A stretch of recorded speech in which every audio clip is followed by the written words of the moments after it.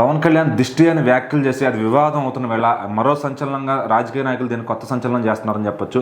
So మరి CPI Narayana గారు కూడా ఏదో రియాక్ట్ అయ్యారంటే దానికి ఏంటి అసలు? అంటే పవన్ కళ్యాణ్ గారు రీసెంట్గా కోనసీమకి పర్యటించడానికి వెళ్ళినప్పుడు అక్కడ మీడియాతోని మాట్లాడుతున్నప్పుడు చెప్పినటువంటి వ్యాఖ్యలు ఇప్పుడు రెండు తెలుగు రాష్ట్రాల్లో కూడా హాట్ టాపిక్గా మారింది. ముఖ్యంగా తెలంగాణ రాష్ట్రంలో మాత్రం ఎక్కువగా దీని గురించి మాట్లాడుతూ ఉన్నారు. ఖచ్చితంగా పవన్ కళ్యాణ్ గారు బయటికి వచ్చి బహిరంగంగా తెలంగాణ ప్రజలకి క్షమాపణ చెప్పాల్సిందే అని చెప్పేసి తెలంగాణ రాజకీయ నాయకులు అందరూ కూడా మాట్లాడుతూ ఉన్నారు. బీఆర్ఎస్ నేతలు కావచ్చు, కాంగ్రెస్ నేతలు కావచ్చు. అయితే పవన్ కళ్యాణ్ గారు అసలు ఆ మాట ఏ సందర్భంలో అనాల్సి వచ్చింది అనే విషయానికి వస్తే, అక్కడ కోనసీమ అంటేనే ప్రకృతికి అందాలకి నిలవు. సో ఖచ్చితంగా కోనసీమ జిల్లాలు మొత్తం కూడా గ్రీనరీగా ఉంటాయి కాబట్టి సో మరి పవన్ కళ్యాణ్ గారు అక్కడికి వెళ్ళినప్పుడు అక్కడ ముఖ్యంగా కొబ్బరి చెట్లు మొత్తం ఆ కోనసీమ మొత్తానికి కూడా అందం. సో మరి ఆ కొబ్బరి చెట్లు మొత్తం కూడా ఎండిపోవడం కానీ, వాటి కొమ్మలు విరిగిపోవడం కానీ అంటే చూస్తూ ఉంటే ఏదో దిష్టి తగిలింది అని చెప్పేసి ఆయన అనకని అనేసి, అంటే తెలంగాణ నాయకుల దిష్టి తగిలిందేమో అని చెప్పేసి తెలంగాణ రాష్ట్రం విభజన కావడానికి ఒక వన్ ఆఫ్ ది కారణం కూడా ఈ యొక్క కోనసీమ జిల్లాల అందాలే అని చెప్పేసి కూడా ఆయన మాట్లాడడం జరిగింది. సో ఈ యొక్క వ్యాఖ్యలు అనేది తెలంగాణ నాయకులు ఎవరు కూడా తీసుకోలేకపోతున్నారు. అంటే మా దిష్టి తగలడం వల్ల అక్కడ అదంతా కూడా జరిగిందా అనే స్థాయికి ఇప్పుడు పవన్ కళ్యాణ్ గారి వ్యాఖ్యలు వెళ్ళిపోయాయి.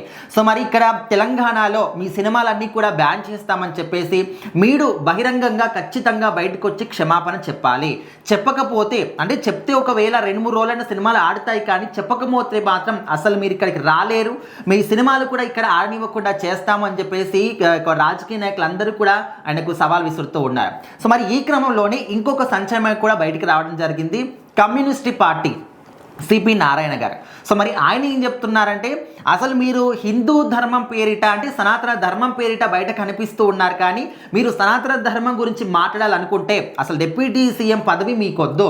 ఆ డిప్యూటీ సీఎం పదవిని వదిలేసి బయటికి వచ్చి మీరు స్వతహాగా అంటే ఒంటరిగా ఉంటూ ఈ యొక్క సనాతన ధర్మం గురించి మాట్లాడండి అని చెప్పేసి ఆ విధంగా మాట్లాడుతూ, శాసనసభలో కూడా అడుగుపెట్టే అర్హత కూడా నీకు లేదు ఈ విధంగా మాట్లాడితే అని చెప్పేసి కూడా ఆయన మాట్లాడడం జరుగుతుంది. సో మరి దీనికి జనసేన పార్టీ వాళ్ళు కూడా రియాక్ట్ అవుతూ, అంటే ఆయన చెప్పినటువంటి తీరు వేరు, మీరు అర్థం చేసుకున్నటువంటి తీరు వేరు, అనవసరంగా దీన్ని రాజకీయ కోణానికి తీసుకురాకండి అని చెప్పేసి కూడా వాళ్ళ తరపు వాళ్ళు కూడా చెప్తున్నప్పటికీ జనసేన పార్టీ వాళ్ళు ఇక్కడ ఉన్నటువంటి తెలంగాణ ప్రజలు కావచ్చు, కొంతమంది అదేవిధంగా రాజకీయ నాయకులు బీఆర్ఎస్ కావచ్చు, కాంగ్రెస్ కావచ్చు, ఎవరు కూడా ఊరుకోవట్లేదు.